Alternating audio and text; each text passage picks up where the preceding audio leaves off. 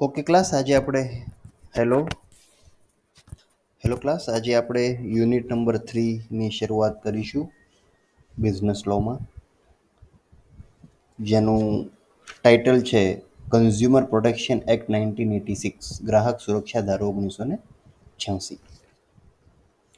સૌથી પહેલા વાત કરીએ તો રાઇટ ઓફ કન્ઝ્યુમરની. કન્ઝ્યુમર પાસે કયા રાઇટ છે? તો જ્યારે પણ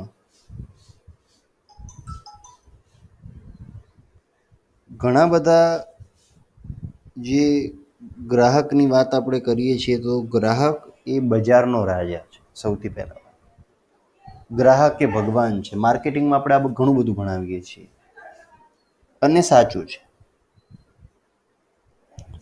ગ્રાહકના જો હું હકોની વાત કરું તો એમાં સૌથી જે વિશેષ છે એ આપણે અહીંયા ચર્ચા કરી રહ્યા છીએ, જેમાં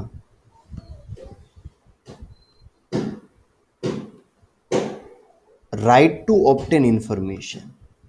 એક તો એને માહિતી મળવાનો અધિકાર છે. માહિતી એટલે કોને લગતી? ક્વોન્ટિટી ઓફ ગુડ્સ, માલનો જથ્થો. પ્રાઇસ ઓફ ગુડ્સ, એની કિંમત. ક્વોલિટી ઓફ ગુડ્સ એટલે એની ગુણવત્તા.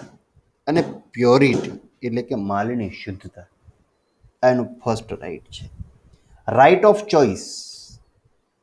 માનો કે તમે કોઈ વસ્તુને લેવા માટે બજારમાં જાઓ છો અને બહુ જ બધા ઓપ્શન તમારી પાસે અવેલેબલ છે. જેમ કે રાઈસની વાત કરીએ તો ઘણા બધા લાલ કિલ્લા ને કોહિનૂર ને ઇન્ડિયા ગેટ, કેટલા બધા ઓપ્શન છે. તો જ્યારે તમે દાવત, તો જ્યારે તમે આ રીતે ઘણા બધા ઓપ્શન છે તો એક તમારો પસંદગીનો અધિકાર છે. Customer has right to purchase as per his or her choice. એ પોતાની જે પણ છે ચોઇસ એ પ્રમાણે કરી શકે છે પોતાની પસંદગી. Right to get education.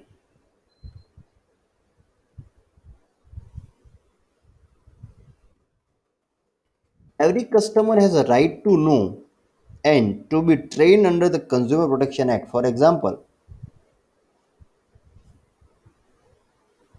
માનો કે માહિતીનો અધિકાર. માનો કે તમે કોઈ એન્ડ્રોઈડ ફોનને પરચેસ કર્યો તો એના ઈચ એન્ડ એવરી ફંક્શન અને એની સાથે જોડાયેલી તમામ બાબતોનો માહિતી મળવાનો તમને અધિકાર છે, જેથી કરીને કોઈ એવી માહિતી ગુપ્ત ન રહી જાય, છુપી ન રહી જાય જે કસ્ટમરને નુકસાન કરે. એટલે માહિતી મેળવવાનો તમારો અધિકાર છે. તમે પૂછો છો તો એ માહિતી આપશે, નથી પૂછતા તો તમને એની કોઈ માહિતી મળશે નહીં. એના પછી છે રાઇટ ઓફ સિક્યોરિટી, સલામતીનો અધિકાર. જે માલ સામાન હાનિકારક હોય, જિંદગીથી ખિલવાડ કરે એવું હોય, નુકસાનકારક હોય, તો એવી માહિતીનો પણ મેળવવાનો અધિકાર છે. તમે એક વસ્તુ સમજો, ગવર્મેન્ટના આદેશ પછી તમામ ટોબેકો યા તો જે પણ આવે છે પાન મસાલા, એ તમામ પર કેન્સરના ફોટો છાપવામાં આવ્યા છે અને નીચે લખવામાં આવ્યું છે કે ભાઈ ધૂમ્રપાન હાનિકારક है, it's a hazardous to health, hazardous to life, it cause cancer. સો આવું લખાણ છે એ કમ્પલસરી થયેલું. તમે કોઈ મૂવી જોતા હો તો તમને ખ્યાલ હશે કે જ્યારે પણ શરાબ યા તો સિગરેટ એવું કંઈ સીન આવે તો નીચે તરત એક લાઈન લખાઈને આવી જાય છે, ધૂમ્રપાન હાનિકારક. સો કહેવાનું આ છે, this is right of security. Right to be heard at various forums. જો કોઈ વ્યક્તિ સામે છેતરપિંડી થાય તો એની પાસે ઘણા બધા ફોરમ છે. ડિસ્ટ્રિક્ટ ફોરમ,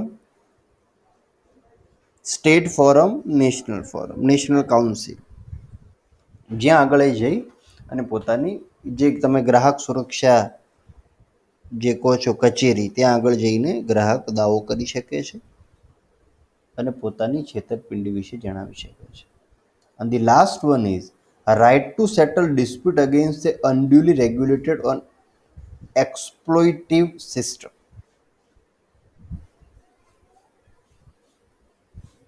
કાયદો એમનું રક્ષણ કરે છે જેઓ પોતે રક્ષણ મેળવવા માંગે છે. દરેક ગ્રાહકને વર્તમાન સમયમાં સાવધાન રહેવું જોઈએ. ગ્રાહકોએ વેચનારને સાવચેત કરવા જોઈએ કે ભાઈ અમારી પાસે એક આવું હથિયાર છે, એટલે તમે જો અમારી પાસે છેતરપિંડી કરશો તો અમે તમને કન્ઝ્યુમર પ્રોટેક્શન એક્ટ હેઠળ કોર્ટમાં લઈ જઈ શકીએ છીએ, જેથી કરીને ચીટિંગ જે છે એ ઓછામાં ઓછું થાય. એના પછીનો પોઈન્ટ છે ડેફિનેશન. સો ડેફિનેશનની વાત કરો તો ક્લાસ ઘણા બધા ડેફિનેશન આપવામાં આવ્યા છે. What is a consumer, meaning of consumer, ઠીક છે. મોટા ભાગે કમ્પ્લીટન્ટ કોને કહેવાય? Complainant means as per Oxford dictionary one who enter a legal complaint against another. બીજા સામે તમે જો દાવો માંડો છો તો તમે અરજદાર છો એવું કહેવામાં આવે છે. તમે ફરિયાદ દાખલ કરો છો. કમ્પ્લેન એટલે ફરિયાદ, કમ્પ્લેન્ટ એટલે ફરિયાદ, બરાબર છે. સો એક આ છે કે કોને કમ્પ્લેટન્ટ કહેવામાં આવે છે અને what is meaning of complain. If you file a complain against somebody, another person or another party or a trader, then you are a complainant. Complain ની જો વાત કરવામાં આવે સો કોઈ વેપારીએ જો અનુસૂચિત વેપારે જો તમને વેપાર કર્યો હોય, યા તો વધારે ખામીવાળો માલ તમને આપી દીધો હોય, યા તો જે સેવા અને તમને પ્રાપ્ત થયેલું હોય કે સંમતમાં જે તમે સંમતિ દર્શાવી હોય કે આપણે જે એક્સેપ્ટ કરવાનું છે કામ કેવું છે અને પછીનું કામ કેવું છે, તો એનું જે પણ છે એ તમારું નક્કી કર્યા કરતાં વધારે કોઈ ખામીયુક્ત માલ આવ્યો હોય, માલ પર જણાવેલ જે કિંમત છે MRP એના કરતાં જો વધારે માલ, એના વધારે કિંમતે માલનું વેચાણ કર્યું હોય, સો આવા બધા કેસીસમાં ફરિયાદ થઈ શકે. હવે માનો કે એક એક્ઝામ્પલ લઈએ આપણે. એક વ્યક્તિએ બીજી વ્યક્તિ પાસેથી ટીવી ખરીદ્યું છે. માનો કે આપણે બે વ્યક્તિ A અને B લઈ લઈએ. એ વ્યક્તિએ એક ટીવી B પાસેથી ખરીદ્યું છે. પહેલા જ દિવસે જો તે બરાબર ન ચાલે, ચાલુ ન થાય, અવાજ ન આવે, તો એ વ્યક્તિ બી વ્યક્તિ સામે ખામીવાળું ટીવી પૂરું પાડવા અંગે ફરિયાદ કરી શકે. કારણ કે તમે જ્યારે વાત કરી હતી ત્યારે ટીવી ચાલુ આપવાની વાત કરી હતી, બરાબર છે. અને હવે માનો કે તમે આવું કંઈ કરો છો, તો એવા કેસીસમાં આ ન ચાલે. તમે એના માટે કાયદેસર રીતે એને સામે ફરિયાદ દાખલ કરી શકો. બીજું ઉદાહરણ લઈએ તો માનો કે એ વ્યક્તિએ જમીન માલિક સામે પોતાના બચાવ માટે વકીલની સેવા લીધી. માનો કે મારે મારી જમીન બચાવી છે, મેં કોઈ વકીલ પાસેથી સેવા લીધી છે. હવે જો કેસનો સમય આવે ત્યારે વકીલ હાજર ન રહે, તો આવા કેસમાં પણ જે વ્યક્તિ છે વકીલ સામે દાવો કરી શકે, કારણ કે હાજર રહેવો એની જરૂરી છે, કારણ કે તમે એને રોક્યો છે, તમે એને ફીસ આપો છો. સો આ જે છે મેઇન એનું છે, ઘણું કમ્પ્લેન કરી શકે. Now customer.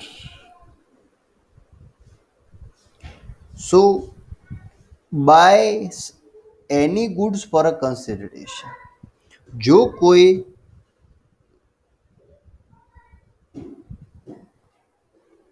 ખરીદી માટે અંશતઃ યા તો પૂર્ણ કંઈક વસ્તુ સામે આપવાનું કન્સિડરેશન, બાકીની રકમ ચૂકવણીની, આ બંને વચ્ચેનું જે પણ હોય તો એને ગ્રાહકની વ્યાખ્યામાં સામેલ કરવામાં આવે છે. યા તો કોઈ સેવા, number 2, higher or avail of any service for a consideration.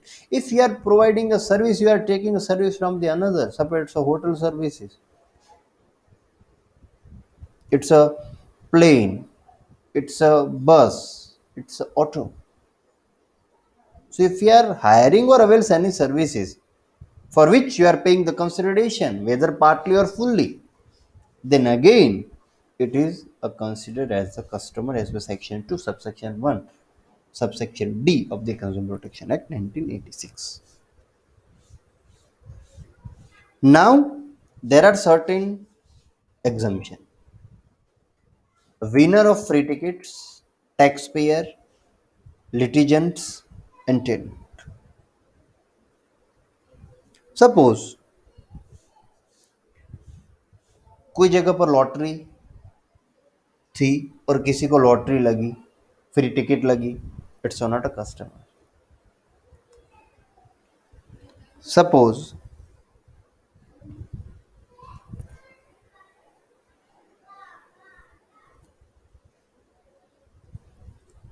मैंने मोबाइल परचेज किया,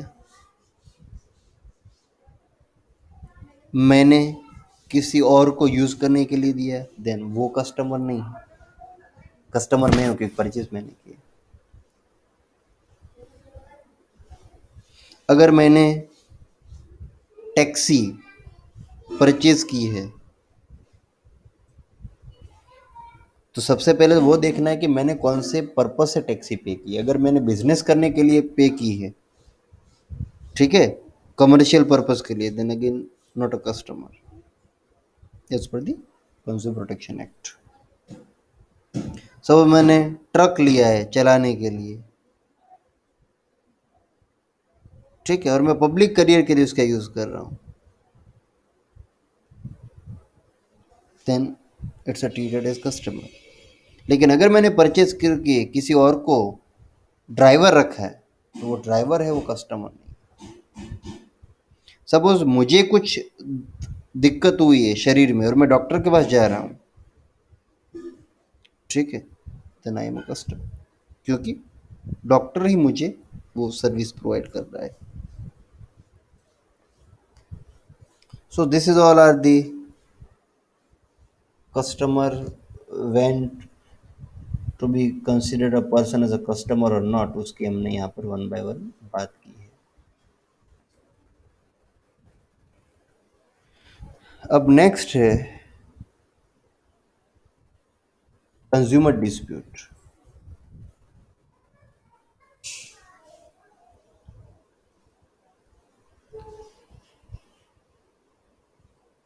ગ્રાહક તકરાર મીન્સ જે વ્યક્તિ વિરુદ્ધ ફરિયાદ કરેલ હોય તે વ્યક્તિ આક્ષેપોનો ઇનકાર કરે અથવા ફરિયાદમાં દર્શાવેલ આક્ષેપો અંગે ઝઘડો ઊભો કરે તો તેને ઔદ્યોગિક તકરાર કહેવાય. It's a call industrial call. ठीक है, अगर आपने जो बोला है where a person against whom a complaint has been made denies or dispute the allegation contained in the complaint, तो ऐसे कोई एलिगेशन वो मना कर रहा है या तो बोलता है सब गलत है, then it's called consumer dispute. अब एक केस है Morgan Stanley mutual fund versus Kartik Das. उसमें ऐसा था કે શેરની વેચણી માટે અરજીઓનો સમાવેશ માલમાં થતો નથી અને કંપનીએ પોતાના જે નિયમનપત્ર હતું આર્ટિકલ એની જોગવાઈ મુજબ વહેંચણી પછી હકો ઊભા થાય છે. શું આવા કેસમાં ખરીદનારે સેવા ભાડે રાખનાર તરીકે ગણાવી શકાય નહીં, એવું ગ્રાહક તકરારમાં એનો સમાવેશ થતો નથી. એક કેસમાં જોરદાર પવન ને ભારે વરસાદને કારણે જાહેર માર્ગ પર વૃક્ષ વીજળીના વાયર ઉપર તૂટી પડ્યું અને તેના વાયરને અડકવાથી રસ્તે ચાલતી એક વ્યક્તિનું મોત થયું. આ અંગે ગ્રાહક સુરક્ષા ધારા હેઠળ વિદ્યુત બોર્ડ સામે ફરિયાદ દાખલ કરતા અદાલતે જણાવ્યું કે આને એક્સિડન્ટ કહેવાય, અકસ્માત. વિદ્યુત પ્રવાહની સેવાઓની ખામીને કારણે મૃત્યુ પામનારના ઘરમાં આ બનાવ બનેલો નથી, તેથી તેને ગ્રાહક ગણી શકાય. તો ક્લાસ આ બે કેસ મેં આપને સમજાવ્યા કે આ જે છે એ કેસમાં ગ્રાહક નથી ગણાતા કારણ કે ઇટ્સ એક્સિડન્ટ. વૃક્ષ પડવાથી વીજ વાયર તૂટ્યું છે અને ઘરમાં શોર્ટ સર્કિટ થઈ નથી, તો તમે વીજ કંપનીને એના માટે જવાબદાર ગણી શકતા નથી. નેક્સ્ટ છે goods.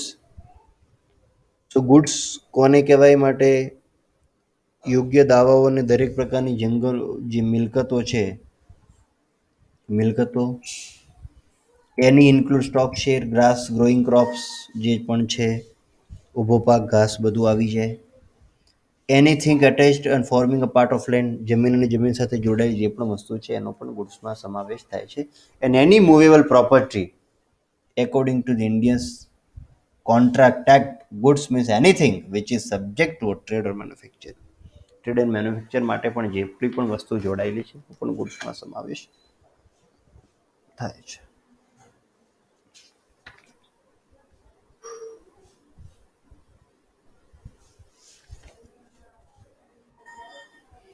Manufacturer. Manufacturer means makes or manufacture any goods, જે ગુડ્સનું ઉત્પાદન કરે છે. Do not make or manufacture any goods but assemble the part thereof, made or manufactured by the others.